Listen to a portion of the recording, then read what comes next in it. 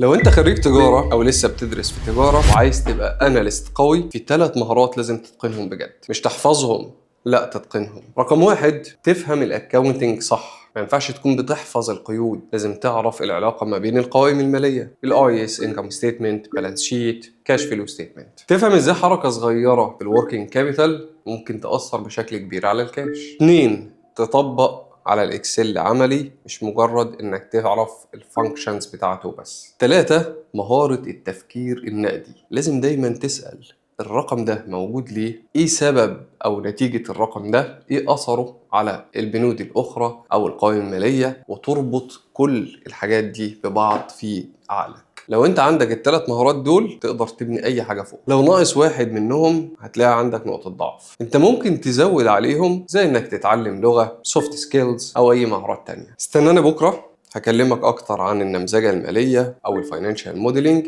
وسلام.